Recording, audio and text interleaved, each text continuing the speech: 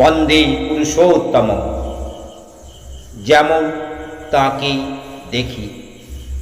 শ্রীনাথ, পর্ব 46। একদিন গানের আসরের পর প্রফুল্লবাবু বললে, বীরু, ঠাকুরের আশ্রমে যাচ্ছি, চল আমার সঙ্গে বেরিয়ে আসবি। ঠাকুরের বসত বাড়ি, ডিসপেন্সারি ঘর, পাঁচচালা এসব ছাড়া আরও দু একখানা ঘর হয়েছে তখন ঠাকুর বাড়িতে। অতিথি অভ্যাগত এবং ভক্তরা এসে থাকে, তাদের থাকবার ব্যবস্থা করতে হয়েছে। সব নিয়ে এখন বলা হয় আশ্রম। কেউ বলে অনুকূল ঠাকুরের আশ্রম, কেউ বলে সৎসঙ্গ আশ্রম। বীরু একটু ভাবলে, ভেবে বললে, তা আপনার যখন ইচ্ছে হয়েছে আপনার সঙ্গে সঙ্গে যেতে পারি, কিন্তু আগেই বলে দিচ্ছি আমি যাব বাইরের লোক হিসেবে। আমি তো দলভুক্ত নই, আমি প্রণাম করতে পারবো না। তা তুই প্রণাম না করলি তাতে কি আসে যায়? সঙ্গে থাকলেই যে প্রণাম করতে হবে তার কি মানে আছে? প্রফুল্লবাবু কোমল মেজাজে ভাইপোকে টানে। শনিবারে একটু সকাল সকাল কাছারি থেকে ফিরে দুটোর স্টিমারে চেপে বসলো খুড়ো আর ভাইপো। ভোঁ দিয়ে স্টিমার ছাড়তেই ঠাকুরের উদ্দেশ্যে হাত জোড় করে প্রণাম করল প্রফুল্লবাবু। মনে মনে বললে, ঠাকুর, বীরুকে একটু টেনো। বীরুও হুঁশিয়ার, আশ্রমে গিয়ে বেশি দেরি না করে ফেলে কাকা যেন যাত্রারম্ভেই খেয়াল করিয়ে দিল কাকাকে, খুব তাড়াতাড়ি ফিরে আসতে হবে। কাকা, সোমবার সকালের স্টিমারেই কিন্তু ফিরে আসতে হবে। তা তো আসতেই হবে, কাছারি রয়েছে যে। কাকার সেই হাজি নীতি, আগে ঠাকুরের সান্নিধ্যে তো আসুক, তারপর তিনি যা করেন। সন্ধ্যার আগে প্রতাপপুর ঘাটে স্টিমার লাগলো। স্টিমার থেকে নেমে চড়ে রাস্তা ধরে এগিয়ে চলল দুজন। সামান্যই পথ, অল্প দূর যেতেই রাস্তার গতিরোধ হলো। বীরুর মনে হলো লোকটা এই নিকটেই কোথাও বোধহয় অপেক্ষা করছিল। সামনে এসে আনন্দে আলিঙ্গন করে ফেললে দুজনকে। উল্লাসে যেন নেচে উঠল, দাদা এসে গিয়েছেন, বাহ বাহ, দেখতে যেমন দর্শনদারী, কথার আন্তরিকতায় তেমনই মধু, বয়সও অল্প, একেবারে যুবক। প্রফুল্লবাবু তাড়াতাড়ি প্রণাম করল, বললে, এই যে এটি আমার ভাইপো। বীরেন বুঝলো এই লোকটি মনে হয় ঠাকুর, কিন্তু প্রণাম তো করবে না। হাত জোড় করে নমস্কার জানালো ঠাকুরকে। তাই নাকি? প্রফুল্লবাবু কথা শুনে আরো খুশি হলেন ঠাকুর। বাহ বাহ, আবার আলিঙ্গন করলেন বীরুকে। মধুর সহাস্য দৃষ্টি দিয়ে তাকাতে লাগলেন। বললেন, আপনাদের পথ চেয়েই তো আমি বসে থাকি। বীরু অবাক হয়ে গেল প্রথমেই। ঠাকুর এর আগে কুষ্টিয়াতে গিয়েছেন, তাদের কাকার বাড়িতে গিয়ে থেকেছেন এবং সেখানে থেকে এসেছেন, কিন্তু তার তখন ঠাকুরের সাক্ষাৎ পুরুষদ হয়নি। নিজের বাধায় ধাঁধায় এখানে ওকে ঘুরে বেড়াচ্ছে। ঠাকুর সম্বন্ধে কোনো উৎসাহ নেই। আজ এই প্রথম ঠাকুরকে দেখল সে। দেখেই অবাক হলো, এই সেই ঠাকুর, কিন্তু সেরকম সাধুসজ্জা কোথায়? এ তো আমাদেরই মতো দিব্যি বদ্ধল্য, কোনো বড়ও নেই, বেশ নিশু, আবার হৃদয় তো একেবারে সরল। বীরুর মনে এই ধারণাটুকু হলো যে ইনি সত্যিকারে ভদ্রলোক, সরল প্রাণ, খাঁটি সজ্জন ব্যক্তি একজন। কিন্তু ওই যে বললেন, আপনাদের পথ চেয়ে বসে থাকি, তার মানে কি? আর পথ চেয়ে থাকতে থাকতে একেবারে পথে এসে অপেক্ষা করে রইলেন আজ? এই যে প্রবাসী পুত্রের অপেক্ষায় বসে থাকা মায়ের মতো একেবারে। কারণ কাকা তো খবর দিয়ে আসেনি, এ আশা তো হয়েছে অকস্মাৎ, হঠাৎ। এই মায়ের মতো টান, এই মায়ের মতো উৎকণ্ঠা, কেমন একটা বিস্ময় স্তব্ধ ভাব এলো বীরুর মনে। একটা উৎসুক বাসা বেঁধেছে তার মনে। সঙ্গে করে একেবারে বাড়ির মধ্যে মায়ের কাছে এনে তুললেন ঠাকুর। মা গো, এই যে পুষ্টের দাদারা আইছে। মা বুঝলেন আরো দুজন ছেলে এসেছে তার ঘরে। সরস্বতী দেবী বড় বাইরে বেরোন না, শাশুড়ির মারফত খবর এসে পৌঁছায়, এ বেলা এতজন খাবে, রাত্রে খাইয়ে স্টিমার ধরিয়ে দিতে হবে এতজনকে। ঘরের কোণে থেকে বিশ্ব পরিচর্যার ভাব নিয়েছেন তিনি। স্বামী তো একা ঘরের মানুষটি নন, স্বামী তার 10 জনের সর্বলোকের বিশ্ব মাতৃত্বের দায়িত্ব এসে পড়েছে তার এই বড় বউয়ের উপর। মা হলেন সংসারের নিরলস কর্মী। একে খাওয়ান, তাকে শোয়ানো, এবেলা 10 জন, ও বেলা 30 জন, যেটা নেই তার ব্যবস্থা করা, এই হলো মার 24 ঘন্টার ধাঁধা। কারখানার চাকার মতো ঘুরতে হচ্ছে তাকে। আর বড় বউ হলেন চাকার ধূল, ঘুরছে কিনা দেখা যায় না। ঘোমটার আড়াল থেকে সেবা দিচ্ছেন অকুণ্ঠ হাতে, নিশ্চিদ্র করে রেখেছেন সংসারের স্ত্রী। অদৃশ্য নিয়ন্ত্রীর মতো নিয়ন্ত্রণ করে চলেছেন সব। শান্তি নেই, বিরক্তি নেই। সন্তান সেবার ভার পেয়ে মাতৃগৌরব অনুভব করেন মনে। স্বামী সেবার বৈচিত্র্য খুঁজে পান এই কর্মবাহুল্যের মধ্যে। কি সানুসন্ধিৎসু সহন পটুত্ব, কি সংযত বৃত্তি, অধ্যাবসায়ী পরিবেদনা। যেখানে লক্ষ্মী সেখানেই প্রশান্তি, সেখানেই সহিষ্ণুতা। সরস্বতী দেবী হলেন স্বয়ং লক্ষ্মী স্বরূপা। খেয়ে পরিতৃপ্ত হলো বীরু রায়। প্রফুল্ল বাবুর কাছে হলো প্রসাদ, বীরুর কাছে নেমন্ত্রণ। পরের দিন রবিবার, স্নানের সময় তেল নিয়ে বসলেন ঠাকুর। বসে বীরেনকে ডাকলেন ঠাকাছে, আসুন দাদা, আসুন, আমার কাছে একটু বসুন। নিজের হাতে জামা খুলে তেল মাখিয়ে দিলেন বীরেনকে। সঙ্গে করে চান করিয়ে নিয়ে এলেন পদ্মা থেকে। কি অমায়িক আর কি নিরহংকার লোক! বীরেন অবাক হয়ে গেল ঠাকুরের সর্বগ্রাসী স্নেহ মমতায়। কি মাতৃসুলভ পরিচর্যা প্রবণতা! হৃদয় প্রণম্য হয়ে যায় এই অপূর্ব প্রণয় পরতা দেখে। ম্লান হয়ে গেল প্রণতি পরাণ্য মুখতা। অহংকারের দাঁড়া নুয়ে পড়ল, মন মেদুর হলো। খাওয়া দাওয়া সেরে বীরেনকে নিয়ে পাঠশালায় বিশ্রাম করতে গেলেন ঠাকুর।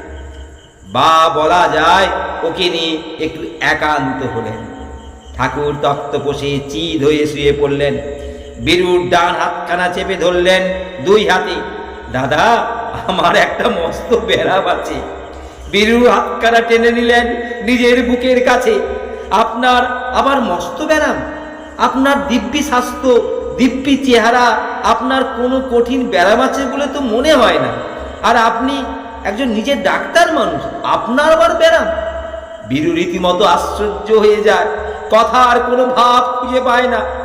ওর বিস্ময় দেখে ঠাকুর একটু হাসেন, বলেন, কেন, ডাক্তার বলে কি আর ব্যারাম থাকতে নেই? না, তা বলছি নে, কিন্তু আপনার চেহারা দিকে তো মনে হয় না। আচ্ছা, হাতটা এইখানে রাখুন দেখি। বীরুর ডান হাতখানা নিজের বুকের বাঁ দিকটায় বসিয়ে দিলেন। জিজ্ঞাসা করলেন, কেমন মনে হচ্ছে? হাটের বিট লাগছে বীরুর হাতে। লাভ ডাব লাভ ডাব স্পন্দন চলছে। কয়েক মুহূর্ত অনুভব করে বললে, কেন, বেশ চলছে, ঠিকই তো আছে।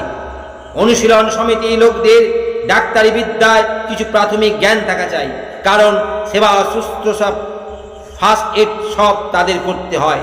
বীরুও তাই কিছু জানে। তাই হাতের স্পর্শের বুকের কাজ অনুভব করে বললে, কেন, ভালোই তো বোধ হচ্ছে, মোটামুটি যা বোঝা যায় বেশ ভালোই বোধ হচ্ছে না? হ্যাঁ, তবে হাতটা আরেকটু এদিক ওদিক করে বসালো বীরু। কখনো আলতো করে, কখনো বা যথাসম্ভব চেপে হৃৎপিণ্ডের কাজ অনুভব করতে চেষ্টা করলো। কিন্তু হঠাৎ এমন হলো যে বীরু একটু ঘাবড়ে গেল। স্তব্ধ বুকের উপর কান লাগালো, হাতের নাড়ি খুঁজলো, এ হাত ও হাত পাল্টে ধরলো, কিন্তু না, বিট পাওয়া যাচ্ছে না। এক মুহূর্ত আগে দেখছে ঠিক চলছে, আর এখন বন্ধ। আর বন্ধ তো একেবারেই বন্ধ। অনেকের হাটের কাজের দোষ থাকে, মাঝে মাঝে একটা তাল কেটে যায়, কারো অনেকগুলো স্পন্দন একেবারে মৃদু মিনমিন করে, ঠিক ধরাই যায় না। এ তো তা নয়, এ যে একেবারে লোক হার্ট ফেলিওর। ঠাকুরের মুখের দিকে তাকায় বীরু, চোখের মণি দেখে, সত্যি প্রাণ আছে তো দে। হার্টের দোষ যখন আছে বলছেন, কিন্তু অসম্ভব নয়। বীরু ভয় রয়ে গেল। এখন এই ডাক্তার ডেকে দেখানো দরকার। গোকুলবাবু তখন আশ্রমে, ওদের দুই একদিন আগে এসেছেন। খাওয়া দাওয়া সেরে প্রফুল্লবাবুর সঙ্গে গিয়েছেন, বসেছেন মহারাজের কাছে। বীরু তাড়াতাড়ি ছুটে গেল গোকুলবাবুর কাছে। শিগগির আসুন, ঠাকুরকে দেখুন একবার, হঠাৎ অসুস্থ হয়ে পড়েছেন। বীরু আগে থেকেই একটু হকচকিয়ে গিয়েছে, সাহস করে বলতে পারল না ঠাকুরের হার্ট ফেল হয়েছে, আমি দেখে এলাম নারী নেই। তাড়াতাড়ি ছুটলেন গোকুলবাবু, পিছনে পিছনে দৌড়েলেন মহারাজ আর প্রফুল্লবাবু। সকলের মুখে বিষাদের কৃষ্ণমেঘ। হঠাৎ কি হলো কে জানে। গোকুলবাবু কাছে এসে দাঁড়ালেন, ঠাকুরের মুখের দিকে চাইলেন, উদ্বেলিত কণ্ঠে জিজ্ঞাসা করলেন, কি হয়েছে? ঠাকুর কিছু বলার আগেই বীরু এগিয়ে এলো সামনে। বুকটা আগে দেখুন, বুকটা, মনে হয় হার্টের ফাংশন। ঠাকুর ওই ইশারায় জানালেন, আচ্ছা দেখুন, বুক দেখুন তো। গোকুলবাবু স্টেথোস্কোপ লাগালেন, জায়গা বদলিয়ে বারবার দেখলেন, দেখে বিস্ময়ে বিমূঢ় হলেন। তাই তো, হার্ট বন্ধ দেখছি যে একেবারে। নাড়ি ধরলেন, নাড়িও নেই। মহারাজ যন্ত্রকে দিলেন, মহারাজও দেখলেন, কিন্তু মহারাজও এসব এক আধটুকু দেখা আছে। সমাধির সময় মৃতের যে সব লক্ষণ দেখা যায়, তা তার নিজের চোখে দেখা। এ তো এরকম একটা কিছু হতে পারে, কিন্তু এসে ভাবাবস্থা নয়, এ সব সময় স্বাভাবিক অবস্থা। স্বাভাবিকভাবে ঠাকুর কথা বলছেন, অথচ হার্ট বন্ধ। ঠাকুর তাকাচ্ছেন, কথা বলছেন, কোনো অসুস্থতার ভান নেই চোখে মুখে। বললেন, ওরকম আমার হয় মাঝে মাঝে, ওরকম মাঝে মাঝে আবার হার্ট বন্ধ হয়। সে কথাই তো বলেছিলাম এই দাদাকে। চোখ টেরে বীরুকে দেখিয়ে দিলেন, স্টেথোস্কোপ ধরাই রয়েছে বুকে। ডাক্তার বললেন, এই তো আবার হার্ট চলছে। বীরু নিজে কানে ধরল, হ্যাঁ চলছে, কিন্তু এই চলতে চলতে আবার বন্ধ হয়ে গেল। বেশ খানিকক্ষণ বন্ধ থেকে আবার চলতে লাগলো। মহা ভাবনায় পড়ল বীরু। তাই তো, এসব কি জীবদে জীবধর্মের অভাব। হার্ট বন্ধ আমার তো মরে যাওয়া। ঠাকুর কি তবে যখন তখন মরেন আর বাঁচেন? জীবন মরণ মুঠোয় পুরে রেখেছে একজন জীবন্ত মানুষ।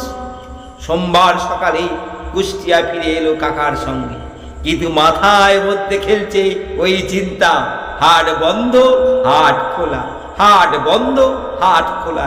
এই অবস্থায় মানুষ বাঁচে কেমন করে? ঠাকুর তবে নিশ্চয় মরে আবার বাঁচেন। চট করে মনে পড়ে যায় হাজারিবাগের বাসায় বৈঠকখানায় ব্রহ্মবাদীদের সেই প্রশ্ন, মৃত্যুর পরে কি হয়, মৃত্যুর পরে কি হয়? এর কাছ থেকে তবে তার সন্ধান পাওয়া যাবে তো। পরলোক থেকে যে ফিরে আসতেই পেরেছে, সে এলোকের খবর দিতে পারে।